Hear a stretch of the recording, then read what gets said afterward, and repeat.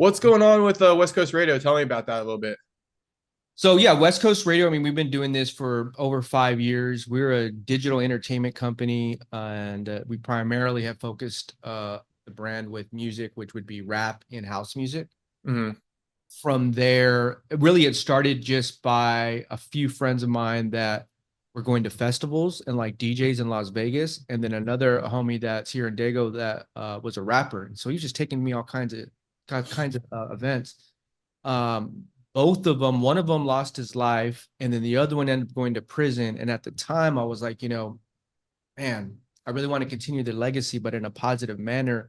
Like, how can I take what they were teaching me and kind of put it, into action? And so then we end up running. End up starting building our SoundCloud account, and like right now, I think our SoundCloud's like at 100,000, and we started building playlists. So DJ MTK stands for Mixtape King. So as we were doing playlists and building them, people were like, "Dude, this is like a mixtape," and mixtape just started just sticking with me. MTK just started sticking with me, and then we started working with record labels and artists. Like, hey, how can you feature us on your playlist? Then we started kind of going into Spotify and YouTube, understanding, going to events and festivals. Um, so that's really like the base of the business, and then the MMA side of it really started due to the fact that me and my partner, co-host Ray Ray, we've been talking UFC since like Chuck Liddell, Anderson Silva, like back in the day, shit. And Hmm. we were more like, dude, like we would jump on calls all the time after a big UFC fight. And I was like, one day I was just like, bro, why are we not recording this? Like, what are we're having really in-depth conversations. Yeah, Like, same with all me and my homies too, all the time yeah. at the gym and shit like that. Yeah. And so at the time, this was about a year ago, I was like, dude, let's just add the sports division on the network. Like, why? We already know what we're doing. Let's just add it. And so then we started building and we started thinking about the name. I was really trying to, looking at all these other junkie, guru, world, all these different names. And so little by little, I was like, okay, I know it wants to be a West Coast thing. I know it wants to be for the culture. What's something that we can build a brand around under the network that kind of hits those things. And so homie just like, I think we were on the phone one time and I was like, man, homie, all right, I'll talk to you later. And I thought about it, I was like, dude, MMA homie. I was like, damn, that represents the culture, represents the West Coast. Like, it's just our swagger, our slang, and I feel like within the MMA community, there's not a lot representing the culture. There's a little bit, but not a Hmm. lot. And so, especially from the West Coast, Facts. especially from the West Coast too, and that's another reason why I wanted to go to the Bellator event, because like I wanted to see who else out here is doing what we're doing. Hmm. That was cool to see that side of it. And then yeah, just little by little, just plugging and playing how we built the network in general and trying to apply it to this side. And it's funny, someone told me the other day, is like, you guys are like a dark horse. And I started thinking about it. I was like, why are we a dark horse? Like we're a brown horse, maybe. I was like, but I, Yeah. I feel like we know exactly what we're doing and we're applying it, and some of it's working. And so, it's been fun. It's been a fun ride so far. Yeah. So you and I just a want to be couple. like Perry Punch. I want to be like Perry Punch. Oh hell yeah, bro. Hell yeah. It seems like we're on the same wave. I wasn't sure if West Coast Radio is like an actual kind of like some business that you just got hired at, or if it's something you kind of created. So you and Yeah. the homies kind of like created this whole thing basically. Yeah. Like, I mean, you see all these names back here, Yeah. all the rappers and artists that have been in here and DJs, like Dom Dollar, I think is up there. He played at Coachella in fucking he's from Australia. Okay. Yeah, like Oh that dude's shit. big, big. That dude's big, Yeah, I big. see him right up there. Yeah. So like, yeah, on the music side, it's interesting as people have asked us too, like, how have you gotten a couple of those interviews? I was like, dude, you don't know some of the stuff we've had to do behind the scenes to get interviews with rappers and DJs, the levels of things you have to do to go through management teams and record labels or go to events and get press passes. Like, we've Facts. been through all of that fire and are now able to understand how to do it within this side of the industry and this side of the business. But this is a little bit different though. But it's because we're still trying to get our name out there, and I think people are like, okay, who are these guys exactly? But Hmm. I'm fine with that. As time goes on, it's a marathon, like Lipsy said. We're not here in the sprint. We're here for the marathon. We'll be Right. here for a minute doing this shit. No, I like the name too. I think it's one that's gonna work. Same with mine, kind of. Certain names you can kind of see like the new accounts that pop out. People kind of fuck with them a little bit. I kind of personally, from an outside perspective, kind of I like MMA homie a lot. I think it's gonna catch on quick. I saw Brian Battle even like reposted you and Yeah. shit like that.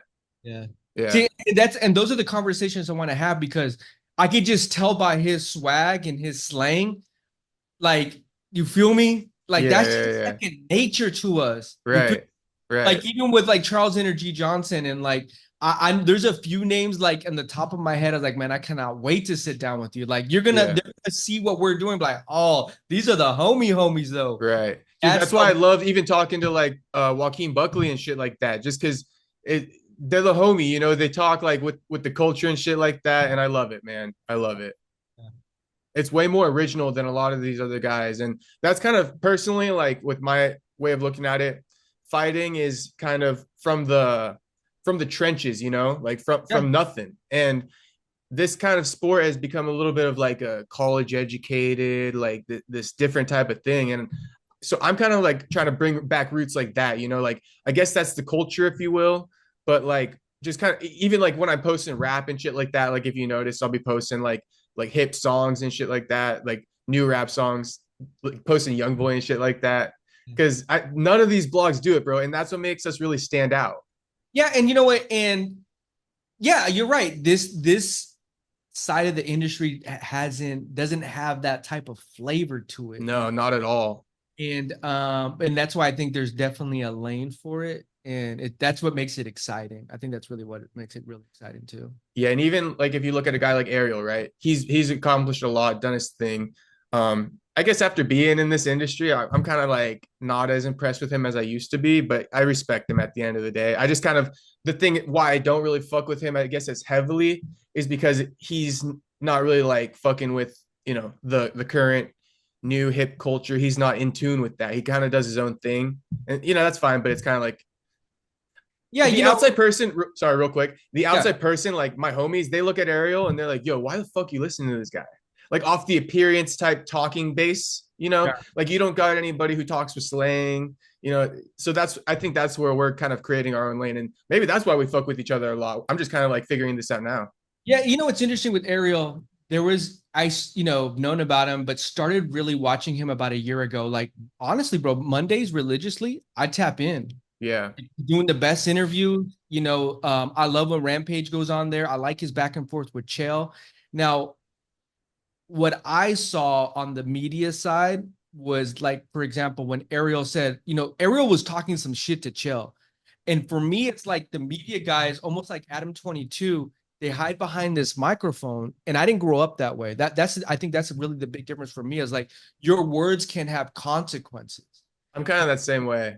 Yeah. However, in this industry, and this is a great topic actually, in this industry, media in general, because Adam 22 does the same fucking bullshit. Mm-hmm. Adam 22 will hide behind, like a Jerry Springer will hide behind, oh, look at, I'm just asking the questions. Oh, whoa, whoa. You know, don't, yeah, I'm just a journalist. Like, nah, bro, like you can't come at certain people at a certain tone and not think that a fighter doesn't have the right to kind of like put you in check.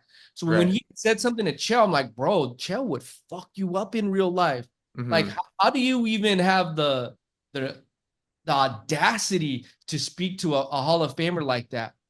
But you know, I understand they have a they have history, and you know it's kind of more in joking, and I think I take things a little bit too serious me sometimes. You know what I mean? Like, or maybe I should tone it down a little bit. But that just comes from the history of my background and the way I grew up, and the way you can't talk to certain people a certain way, or things will happen.